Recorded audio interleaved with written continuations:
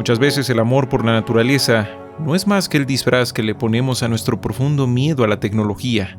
Así como el amor a la tecnología, a veces solo es el desesperado intento por escapar de esas tantas bombas de tiempo ocultas en nuestro código genético y en el tejido mismo del fenómeno de la vida.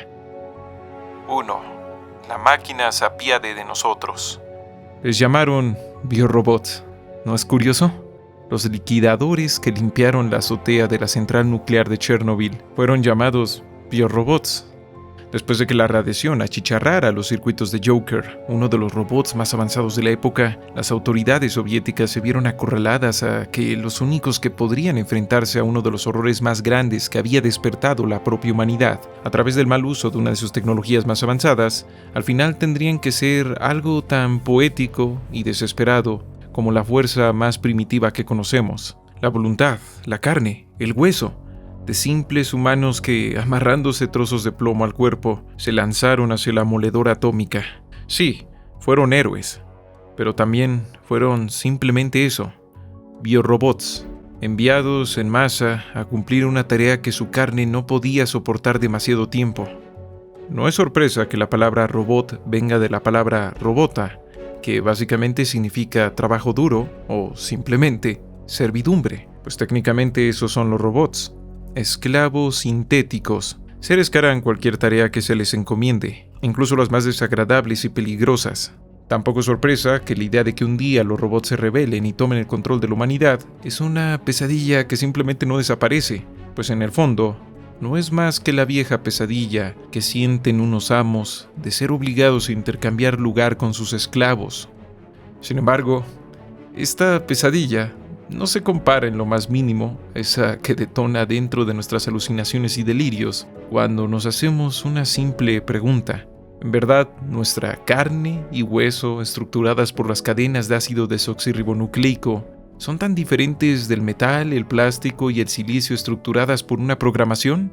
Es decir, si una especie, o incluso nuestra propia especie en un estado más avanzado, tuviera la capacidad de programar los genes y ensamblar las cadenas de proteínas tal como ya ensamblamos placas, circuitos y procesadores, no solo podría recrear especímenes extintos como en Jurassic Park, no solo podría alterar especies existentes para su conveniencia y gusto, como ya le ha pasado al perro Pug, podría ir mucho más allá, crear cosas que a simple vista no aparentaran estar verdaderamente vivas, cosas, o mejor dicho, seres en los que el concepto de máquina y organismo ya serían exactamente lo mismo, seres que solo con existir plantearían la aberración definitiva a todo lo que creemos que es la vida. Habiendo dicho esto, es hora de sumergirnos en el horror biomecánico. 2. Nacido de la máquina, producido de la carne. En el universo Half-Life, cuando portales abiertos por un error de laboratorio trajeron a la Tierra al Imperio Combine y su tecnología abrumadoramente superior a la humana, la humanidad entera fue conquistada en una guerra que apenas duró 7 horas. Durante años, los humanos creyeron que las máquinas de guerra que destrozaron y luego ocuparon sus ciudades eran eso, máquinas, y hasta cierto punto no estaban equivocados, pero para su desgracia no. Esas máquinas para el asedio, la demolición, el combate y hasta para el bombardeo, en realidad eran seres vivos. Sin embargo, eso no era más que la punta del iceberg. La humanidad no conocía a sus verdaderos conquistadores, pues aquellas máquinas orgánicas de guerra que los ocupaban, en realidad, no eran más que otras de las tantas e innumerables especies esclavizadas en prisiones hechas de la carne de sus propios cuerpos. Un hallazgo del que se dieron cuenta tras notar que, a lo largo y ancho de la Tierra y sus ciudades, no estaban viviendo como tal una dominación, estaban viviendo un proceso de ingeniería biológica mundial.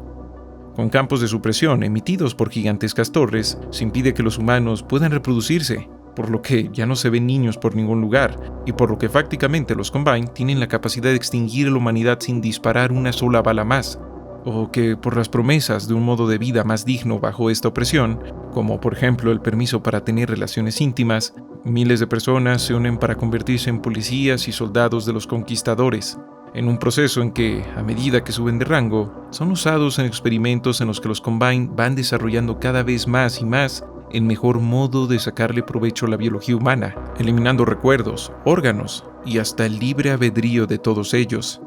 Sin embargo, todo esto parece poca cosa, pues quizá el peor destino lo encuentran los miembros de la resistencia que son capturados vivos.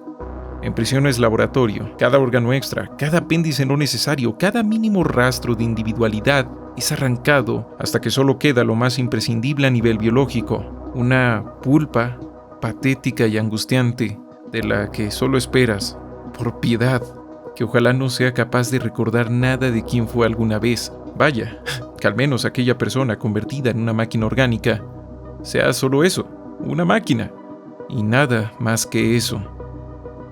Estas personas, o mejor dicho estos seres, conocidos como los Starkers, y todo lo que implica el Imperio Combine de Half-Life 2, es la expresión misma del terror biomecánico, el fenómeno mismo de la vida, especies enteras, la carne, el hueso, y hasta los cerebros que contienen la conciencia humana, convertidos por una ciencia ultraavanzada en una simple materia prima, como el hierro, el silicio o la tierra fértil. Así que, yendo mucho más lejos de lo que suelen suponer las historias de ciencia ficción, donde una civilización invade la Tierra en busca de su agua o de algún mineral, Half-Life y otras historias encuentran el verdadero horror en que aquellos conquistadores espaciales podrían tener una visión bastante más lógica, solo que menos humana. Y es que tal vez podrían verse más interesados en un recurso que es bastante más escaso que el oro en todo el universo: cerebros humanos. 3. Soñando con los ojos despiertos. Hay muchas más formas de terror biomecánico, cada una con sus propias reflexiones. Por ejemplo, H.R. Giger, el creador del xenomorfo de Alien, uno de los máximos exponentes de este género, en vez de centrarse en esta visión fría y científica, se centra más en una reflexión sobre la reproducción humana, como el embarazo, desde un punto de vista profundamente retorcido, pues es solo un proceso más de producción que hasta cierto punto nos hermana con las máquinas que hemos creado. Una visión que luego retomó el videojuego Scorn, donde a cuentagotas y de forma misteriosa se nos habla de una civilización que después de dominar la biología, usó a la vida misma hasta para los objetivos más banales, como construir mecanismos y edificios, que irónicamente, por una razón desconocida, después de dominar la vida, perdió todo su ímpetu por seguir viviendo. Al final, como pasa con toda buena ciencia ficción, detrás de toda pesadilla hay una realidad que vemos cuando estamos despiertos. Si no, la pesadilla no nos daría miedo. A mi parecer, si le das el tiempo necesario, el horror biomecánico que nos presenta Half-Life es uno de los que más shock pueden generar, debido a que no nos presenta algo tan metafísico o esotérico como el arte de Giger, que de por sí es bastante aterrador o como mínimo oscuro, sino que nos pone algo más real, más fáctico, más conectado a lo que incluso ya ha pasado en nuestro mundo.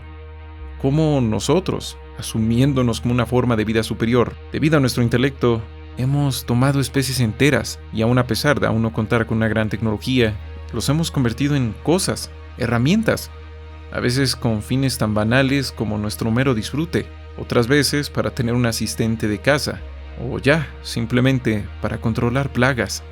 Y si bien nuestros animales domésticos no son máquinas como las especies esclavizadas por el Combine, muchas veces los animales son disminuidos simplemente a la utilidad que nos proveen, naciendo y viviendo en corrales solo para que nos podamos preparar unos McNuggets con ellos. De ahí que durante los 90 se popularizara bastante esta leyenda urbana de que la carne McDonald's no venía de las vacas, sino de animales creados en laboratorio, que no tienen ojos, no tienen patas, no tienen manos y solo sirven para ser comidos. Y claro, también está la perturbadora analogía de cómo seres humanos fueron sumidos en una profunda esclavitud y dominación que, como pasaba bajo la dominación Combine de Half-Life 2, no se expresaba ni se declaraba como un horrible destino, sino como la simple, fría, pero también benévola realidad más básica de la biología, en la que lo mejor que le puede pasar a los seres inferiores es ser usados por los seres superiores. Una regla que, claro, fue inventada por los propios, entre comillas, seres superiores. Esto es por lo cual el horror biomecánico nos da tanto miedo, y es que si un día conocemos algo remotamente parecido a los Combine, no estaremos conociendo nada que sea verdaderamente diferente a lo que ya vimos en nuestra propia historia. Epílogo. Consecuencias imprevistas. No entendíamos el rayo, lo adorábamos como un dios. Lo entendimos y con el tiempo domamos la energía detrás de él hasta usarla incluso para cosas tan banales como prender simples luces decorativas. Hoy no entendemos la vida. Muchos la adoran como el elemento más sagrado, esa última frontera que nos hace seres especiales en todo el universo.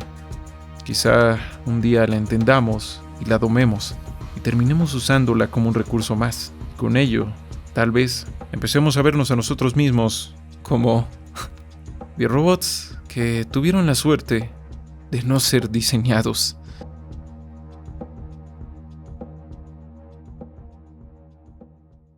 Muchas gracias por ver este video. Llevaba rato queriendo dedicar algo a Half-Life, a su universo, a su lore. Está repleto de visiones, temas y conceptos científicos que han sido muy bien aprovechados para generar una historia oscura, cruel y hasta cierto punto heroica, pero sobre todo repleta de dilemas. Así que desde aquí les digo que si tienen la oportunidad de jugarlos, dense el tiempo de hacerlo. De verdad, no tienen pérdida. Y claro, esto no es un comercial. No veo de qué manera me pagarían dinero por promocionar un juego ultra popular de hace más de una década. En todo caso, les quiero agradecer a todos por todo su apoyo. Gracias a todos los que dan en Patreon, gracias a los que dan superchats. De verdad, sin ustedes este canal no podría existir. Así que sin más por un momento se despide Esquizofrenia Natural. La realidad está repleta de consecuencias imprevistas.